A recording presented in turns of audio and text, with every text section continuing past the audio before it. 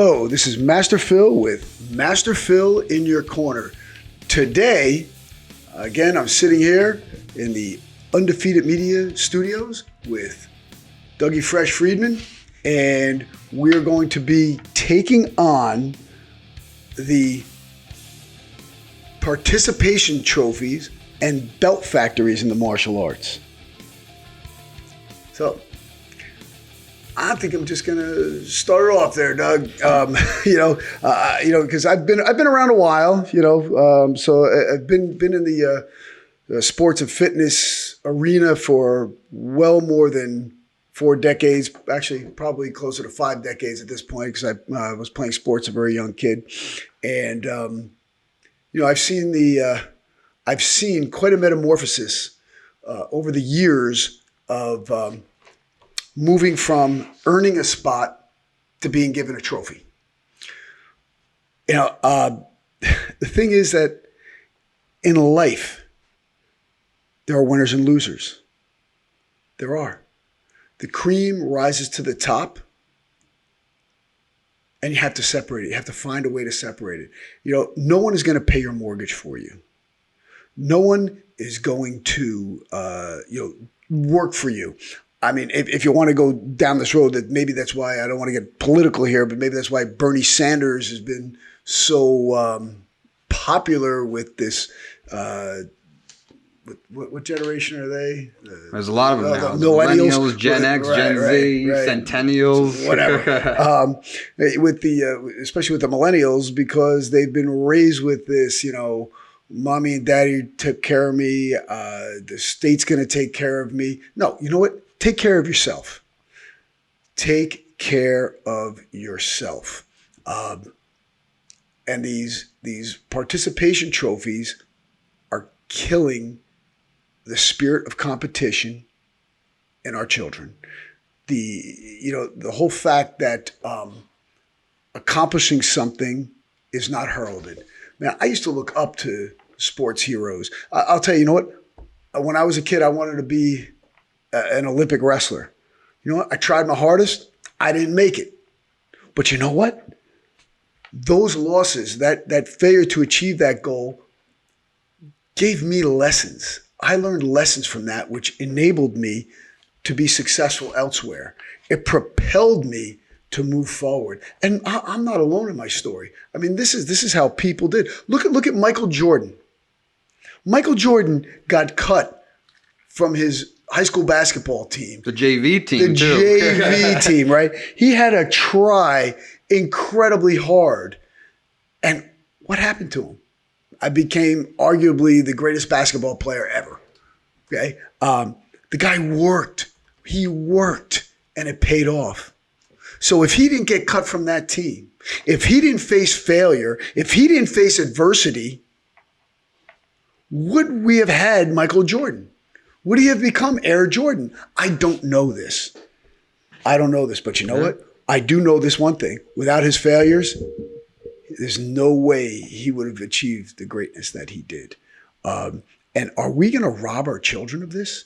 Are we going to destroy society because everybody wants to feel good? Heck, you know what? Life is about ebb and flow. Life is about peaks and valleys. You can get into the whole notion of with psychology, how now they want people want to have an even keel mood, and there should be no peaks and valleys because we can't handle it. Listen, we were designed to handle it. The problem is when you interfere with the natural process, that's where issues arise. Ebb and flow, peaks and valleys. That's what makes life enjoyable. Man, if everything is good and everything's okay and everything, what fun is that? I mean, the thing is, you work for something, and when you get it, you finally achieve that level. Man, it feels great.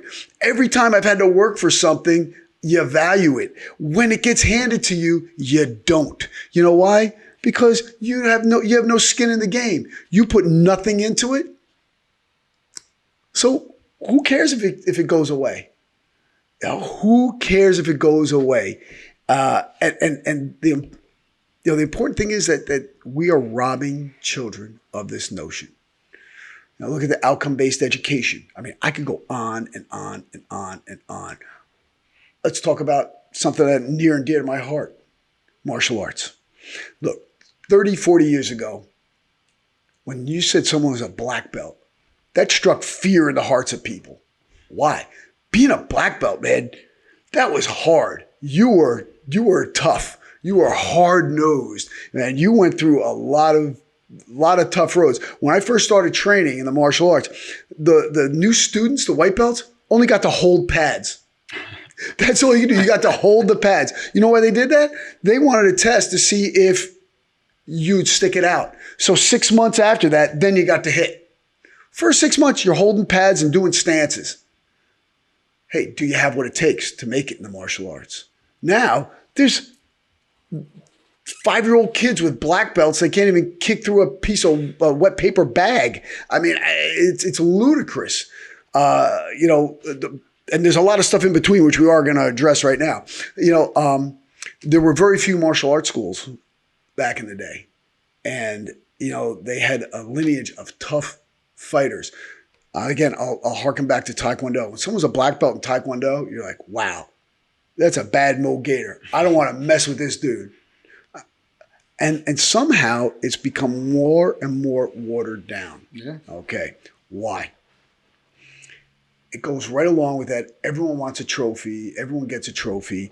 And it's gone right into the martial arts. So here, you look at these, I call them belt factories. Belt factory, you pay your fee, you get your belt. There's no curriculum whatsoever. It's just you go on social promotion. What social promotion basically is, you show up every month, every 3 months, every 2 months, whatever it is, you get a rank. In my studio, we have a set criteria that must be met. And the children and adults as well have to earn their stripes in class. Each stripe is indicative of another facet of the martial arts. So, one stripe is for your fighting skills. Another stripe is for your forms, for those who do the forms program. Another stripe is for your self-defense. And another stripe is for your fighting skills. So once they've attained these stripes, they are permitted to take the test. And I only have 3 tests a year. And very rarely does anyone make all 3 tests. Especially after you get into the intermediate. Once you get a green belt, then you're going to miss a couple tests. Especially when you're a red belt or a brown belt, you're going to miss a lot of tests before you're able to test for that coveted black belt. Because to me, it's still a coveted black belt. And I do not award a black belt, an adult black belt, to anyone under the age of 16. How could you have a 9-year-old kid in the class and then expect a 30-year-old man or woman to bow to this guy? It's ludicrous. They just kick them down the stairs. Well, it's just like you got people who want to be life coaches, but they haven't experienced life yet. I love that. What is a life coach? Okay. What is it? What are the qualifications? What's the certification? Well, I get it. You're helping someone achieve their goals. I get that. But if you don't have no experience and you haven't failed, what are you going to teach anybody? What are you going to teach? I mean, these 25-year-old life coaches. What have you done? Okay, sorry, you don't have the wear and tear on your body. Maybe a mentor. You want to be a mentor to the younger kids. I get it. Okay, that's cool. But a life coach, you do not have life experience life. Yeah, that's pretty funny. So on the belt factories. The thing that's so dangerous about it, and you might say, well, yeah, Master Phil, who cares? The kids feel good. They get a belt, blah, blah, blah, blah, blah. But you know what? You're building a false sense of security and a false sense of accomplishment. Let's say that the student has to defend themselves and their kicks and punches are horrific. Their tactics are abysmal. How are they going to effectively defend themselves? What is that black belt worth? It's worth nothing.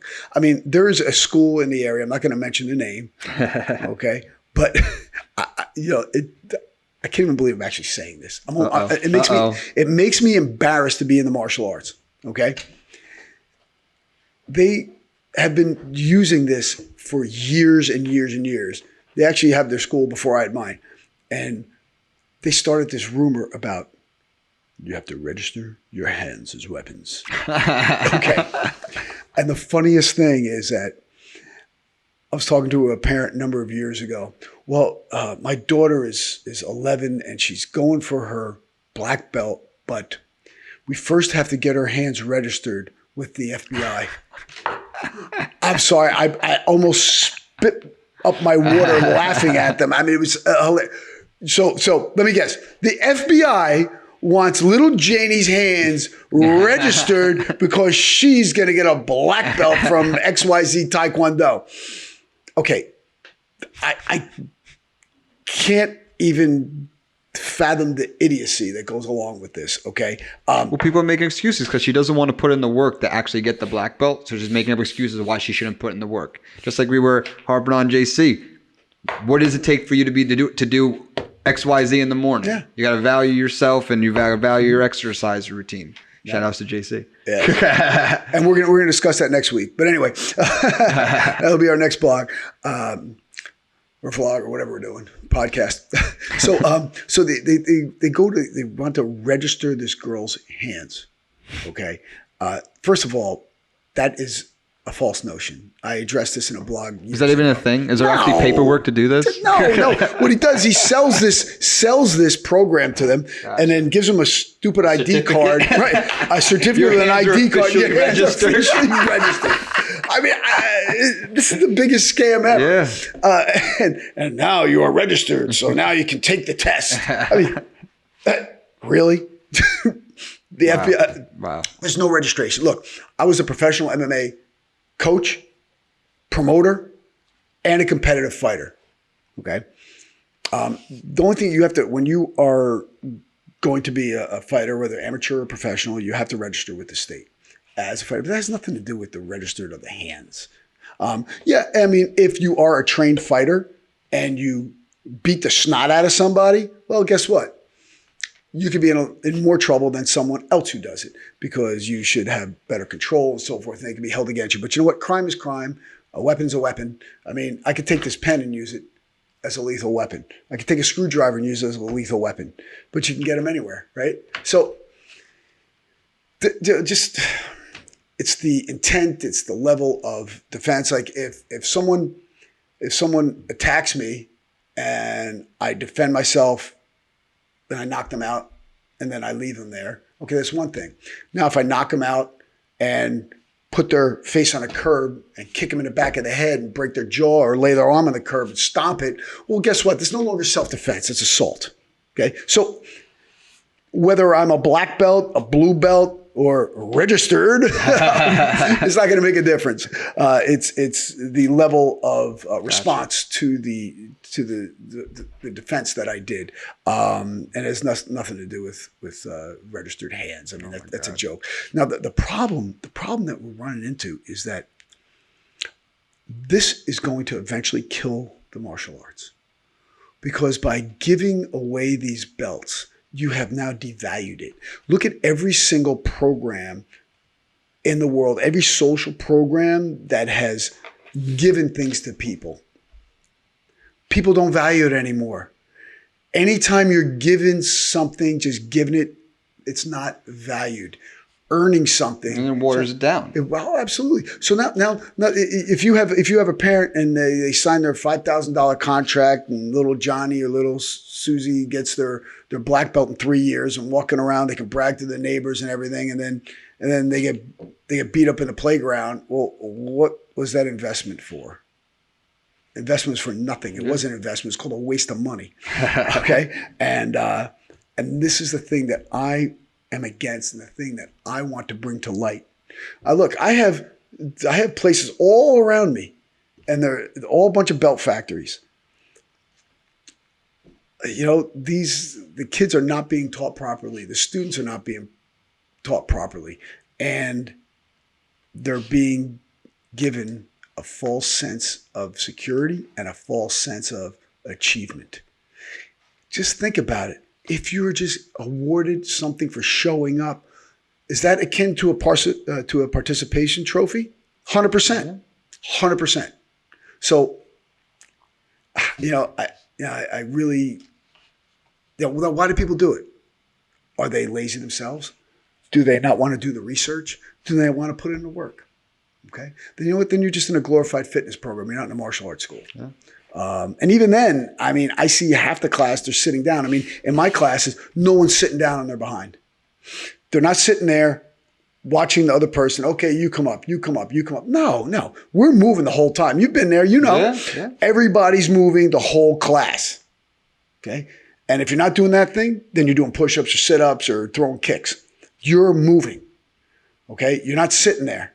Yeah. Okay. So, this is something that bothers me deeply because I know that when I came up through the arts, I was training 5.5 years, almost 6 years before I got my black belt, and I trained every day. I fought in tournaments at least one a month, at least. And I was ranked number 6 in black belt division nationally by Karate Review magazine as a brown belt. I fought up, okay? And that's another thing that people do. They sandbag. You know what sandbagging is? Okay. Slacking off? No. Like, I think guys will do in the martial arts. Like, they'll go into a lower division to compete. To win. What I'm not going to mention the school. It's a big chain. But one of the guys competed against one of my guys in the novice division. The guy had been training for 8 years. The first time I ever competed in grappling, in submission fighting, first time I ever competed, I went expert level. Why? Because of my background in wrestling. I didn't think it was fair for me to go against beginners and novices. You don't want to face people who are less than you. You want to face people who are better than you. How am I going to get better? Exactly. So these sandbaggers. I had one guy. This kid. I mean, he did a really good job. Took the guy into overtime and everything. And his first time ever competing. He'd been training with me 6 months, and he fought this guy who looked like he stepped out of Muscle and Fitness magazine, and was speaking Portuguese to his BJJ instructor, and I mean, definitely was not a novice. Definitely, and yet he competed against my guy, and actually barely won. He won in overtime. If my guy had a little more experience, he would have taken him down. But and I saw the guy moving from one move to another. That's not a novice doing it like that. It's not a novice. So that's a sandbagger. What they do is they go in divisions lower than what they should be. Gotcha. If anything, I have my guys go up. Go up, yeah. Go up, man. Go up. Like when I competed my first time with the gi, I'd only been training with the gi for 3 months, and I was actually 48, and I went into the young guys division because they wouldn't permit me to go into the higher belt. I had 49 guys in my division, 18 to 29. And, I wound up winning, but it's because I went for the greater challenge. I'm not going to fight some old guy like my age at that level. But then I went in expert level no-gi because I was an expert in no-gi. And I never fought anything other than that. So, oh yeah, I won that too. hold that thought real quick. But we do have a question. Okay, we have a question. From Austin. From Austin, all right. We got a question from Austin. All Austin Favali, good friend of ours. Hey, what's up, Austin? So Austin asked, today with social media, live feeds, and a ton of ways to access information, do you feel that it is easier to spread information on ways to train or training, or do you also feel it allows a lot of poor information on proper training, occasionally making it more difficult to reach more people? How about yes? Mean, yes and no. How about yes and yes and yes and no? I will agree with both statements. Here's the thing. Everybody watches a YouTube video and they think they're an expert. Okay, I see it all the time. And I'm gonna hearken to a couple things. One is with kettlebell training. Okay, I see it most blatantly with that right now because, again, I pay attention to it a lot. And maybe it's in other ones, in other modes of fitness, but I see it a lot in kettlebell training. People think they know what they're doing with a kettlebell, and they have not the slightest notion. I do hard style kettlebell training. That is my favorite. I think it's the best for overall fitness, strength and fitness. But there are other methods. There's the sport. There's kettlebell sport, Gira sport. There's also Onnit does like this flow kettlebell thing. I mean, I'm not into it. I've played with it. I just don't see the value. But hey, look, some people like it. You know, God bless you. But to me, hardstyle kettlebell training transcends across every single, mode of fitness. I mean, you can get your strength from it, your cardio conditioning, your mobility, longevity, so forth, and of course, explosive power. From the kettlebell training with the hardstyle method, so I'm partial to that. But I see some real garbage out there. Another thing I see, I actually did a blog on it a little while ago. I called out that guy Adrian No Knowledge Gonzalez for his likening wall balls to throwing punches, and how CrossFit people throw more power punches than a boxer in a fight. And he was saying how the kinetic chain is the same. And I go, he just learned the word. He kept using it over and over. It's not the same. You have no idea what you're talking about, pal. Okay? There's no rotation of the hip. There's no placement of your fist. God, I mean, I just went on and on and on about it. So there are dangers. But that directly correlates with what we're talking about today. Yep. Like when you water something down, Thank you. you're going to get a bunch of crap. Yes. You're gonna get a bunch of crap, and how do you decipher through the crap? And if you're never learning, you're never losing, you're never gonna learn anything. Right. You will not learn So it's just anything. a bunch of us becoming crap. Yeah. Well, that's the thing too. It's like, what's your background? Look, you know what? I wrote a couple of books, and it took me many, many years to write books. And I'm going to tell you why. Because I wanted to make sure that I was an exceptionally qualified professional before I wrote Survival Strong, before I came out with Ferocious Fitness. I wanted to have proven methods before I went and put these books out. And I relate that there's true to life stories in there that back up what I've done, and what I've trained other people to do, which is even more important. It's one thing being able to do something, because there are many people out there who are fantastic athletes, yet their coaching ability is non-existent. But having been there makes it easier to translate that information or transfer that information to others. But the fact that other people that I've trained have been very successful in the street and in the ring and on the mat, helps a lot more. And I felt that I finally was at that level where I had something to say of validity. But I get a kick out of some of these people who have zero experience and then decide to write a book. That's the problem. That's the problem. And that's the problem. That's the problem with social media. Yeah, because anyone could put anything in their bio. I'm a interior decorator. I'm a chef. I'm a instructor. Yep. Exactly. And one of the things that I'm going to do too is I'm going to do some another one of my Survival Strong book. We actually could do quite a few episodes on that. But I start off in the book, in the beginning, because there's so many BSers out there. I start off right in the beginning. I say, here's what I'm not. I say what I'm not. I'm not from the military. I wasn't a cop in a high crime neighborhood. I wasn't in a street gang. I wasn't in jail, things like that. I put it in what I'm not. And then I say, well, here's what I am. And I'll tell you what, anything that I claim is verifiable. Anything that I claim has definite verification.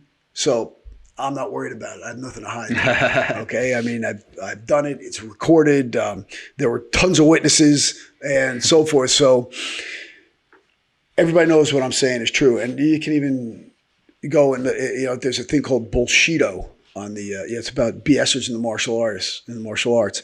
And there's nothing about me on the page. Nice. There's nothing negative anywhere about me saying I make false claims on anything. Look, and you know what?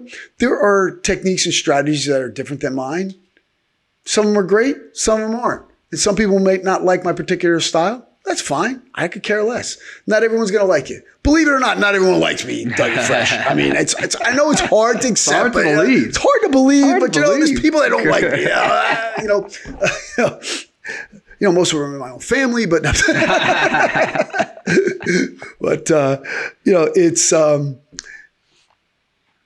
it's something that we have to accept and move on.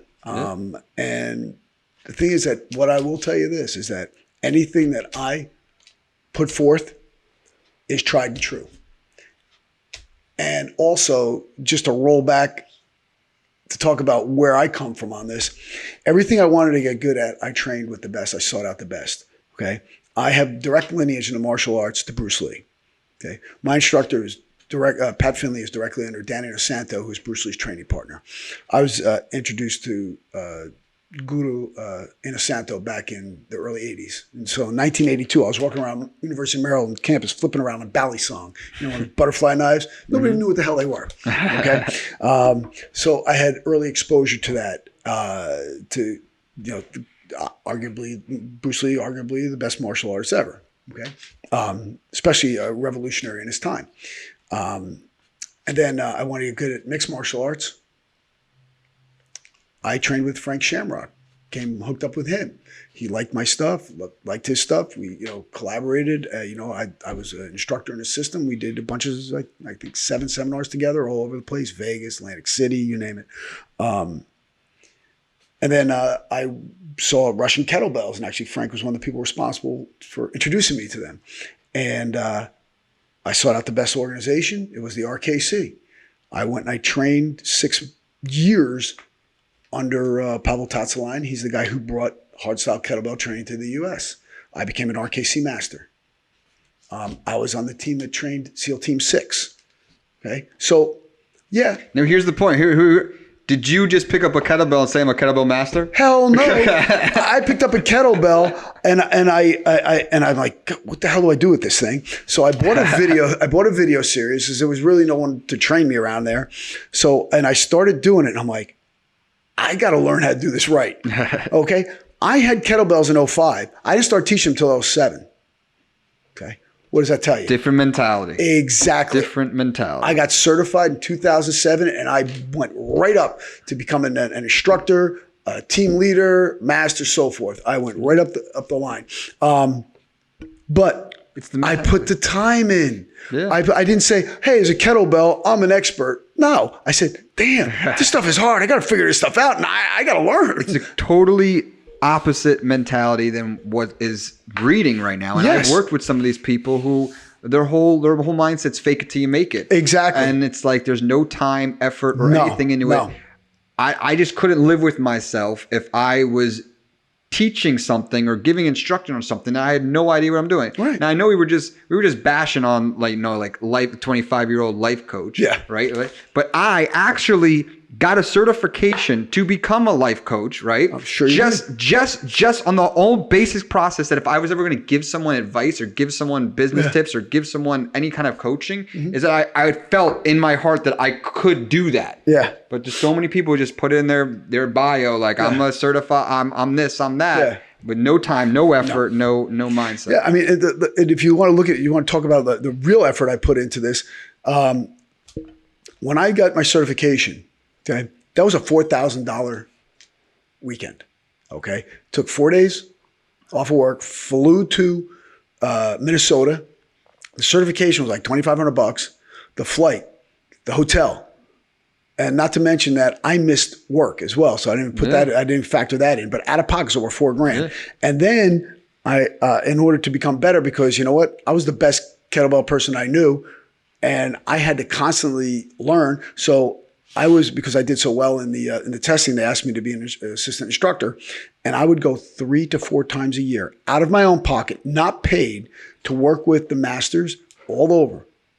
And I did that. And I did that for years. And I just, pumped me up. And then I took a level 2 certification. So 8 months after my level 1, I took my level 2 and I blew that away. There was 60 something people in it. And I think 17 of us passed. Okay. And then, of course, elevated my status again. And then I just kept learning and learning and learning. And I eventually became a team leader. And then I got paid to go. But I put in my time. Everybody wants to get paid for nothing. Yeah. You don't know anything yet, okay? You know what? If I put your knowledge in a thimble, it would rattle around. So just sit there and learn. Yeah. Put in the effort. And if people want to complain about stuff, if they don't want to, if they think they can do better, no, go, goodbye. See how that works. That's another whole funny thing too. One time I was working with this guy and and we brought up a technique, and I said, well, here's how I. He goes, oh, that's really cool. I've been working on it too. I'm like, oh yeah, let me show you. Da da da da. And I did it, and I've had more than one conversation with this, and more than one person, and they ask me what I do, and I'm successful at it. I show them, I tell them methodology, and then they say, but I do this. Well, how's that working for you? You have not been successful at it. I'm telling you how to be successful at it, and you're not listening. Good luck. Okay, here. We're talking about doing the social media and all stuff, right? I'm decent at it, but it's not my area of expertise. Yeah, I'm a self. It's very time. It's very time consuming. You got classes to teach, and you got things to do. Yeah, you don't want to be worried about. I have businesses to run, classes to teach, students to teach at the college. I got a lot to do. Kids to raise. I mean, I got one left, but I'm still taking care of my other kids. Man, I'm always be a dad, but I have things to do, and I can't dedicate the time to become an expert at it. So you know what? That's why I ask guys like you. Boom. So, but again, all this is wrapped together. If I kept getting awards every time I turned around, if I just was given my belts, there's no way I would ever have been able to achieve the levels that I have. Sure. So, and we don't want to get it twisted either. If you love to play the guitar or you love, photography, like go do it. Go do it. Go. If you like martial arts, go do martial arts. I'm not always telling you not to do it, but don't start telling people what to do in something you have no experience in. Exactly. Because we want you to go be successful in whatever it is. If you like drawing pink elephants, start drawing pink elephants. But don't teach me how to draw an elephant if you can't even draw one yourself. Exactly. Learn first. And you got to, listen, when you want to be good at something, you have to do, teach, learn. Or learn, teach. And the only way to do that is to fail. The only way to learn anything is to fail. Yep. So when you're getting these 8th place trophies and you're getting awards for nothing, or you're getting participation awards and whatever, like you're not learning anything. You're just going through the motions. And that's like we said, Michael Jordan, like he there's so many failures in history, and it's just like that's what drove them. That gets the chip on the shoulder. If everything's so easy, you become a couch potato and you're just watching Disney Plus. There you go. It was so funny because I was talking to my little one a couple of years ago. She was on a basketball team. I think she was 7 at the time, 7 or 8. Her team was horrible. They didn't win a game, and they were supposed to get a trophy. And I said no. and she goes, I don't want that. She goes, we suck. What do I get a trophy for? Because, she actually does track where you have to compete to get your trophy, and karate where you have to compete. And then she was on a soccer team that won. We were 6-1-1 or 6-0-1 or something, and we wound up getting trophies, which is okay. I'm okay with that. Yeah. You did something. You were, top team. So, it's okay to get a trophy then. But just the participation trophy, Last question. Yes, sir. How do we fix this? How do we fix this mindset? Starts in the home. Starts with the parents. Parents, don't be lazy. Challenge your kids. And also we have to be involved on an educational level with our children, and do not accept the pushing the kid through and the everything's okay, outcome-based education. You can't permit that anymore, man. You know what? Allow your kids to fail. Don't be a snowplow parent. Okay? They used to have the helicopter parent, which over the kid. Now we got a snowplow parent to make sure the child doesn't get adversity. Plow everything out of the way. Listen, let your kid fall. My kid falls and gets hurt. I'm like, okay, come on, get up. Yeah. Oh, you got punched in the face? Well, you should have your hands up. What can I tell you? I don't want to hear any nonsense. Oh, your tummy hurts? Well, so does mine. Get to work. When bones break, they become stronger. Yeah. When you break down muscle, it becomes stronger. Yeah. Hey, what doesn't kill us makes us stronger. But you know what? If you look at this, which is the hardest iron? The one that has been forged and pounded the most. That is how you develop strength and resiliency, is through being pounded. And did you get pounded? Well, actually, I cut my hand a little bit. So, one of the sayings I have is, the more you bleed in training, the less you bleed in combat. Actually, I stole that from Dick Marsanko's book, The Rogue Warriors. I believe that was in Green Team That one he had that saying, but the original saying, and I had it on the back of my shirt for a long time, is the more that you sweat in training, the less you bleed in combat. That was in Rogue Warrior 1. I actually had the occasion to meet Dick Marcinko once, and we were doing some security thing, and he was involved with the guys over with Tom Pateri and so forth. So, I was with Tom's group when I did security and, executive protection. So, yeah, it was pretty cool. Dick Marcinko was one of the original SEAL Team 6 guys. Nice. Yeah. And that's why, he's quite a dude. And, so I've used some of his, with the postulates that he's laid down and some things that I've lived my life by. Nice. Yeah. JC, any questions on Instagram? Yes. So how long does it take for one of your students to gain a black belt in your class? It depends on them, but usually minimum for an adult black belt, 7 years is a real short time, usually 8 to 10. And that's up to you're passing it on the first try. It's not an easy test. No. I still have the book. I still have your American Eagle pamphlet with all the criteria and everything you need. I have it in my drawer back in my mother's place. Yeah. I'm not throwing that's never going away. Well, it's probably been a few iterations since then. Yeah. Any other questions there? Anything else? How long have you been doing Martial arts? Yes. Okay, over 40 years. I started out in boxing and with my grandfather was a boxing trainer at a Paul Cavalier's gym in Patterson. He taught me how to use my hands.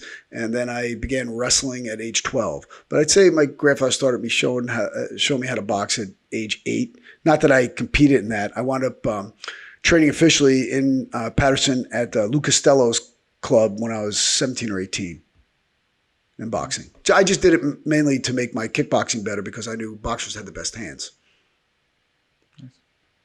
Anything else? We gotta let them go. We gotta get them out of here. So we gotta wrap up. All right. Master Phil, take it away. All right. This is Master Phil signing off. Strength and honor.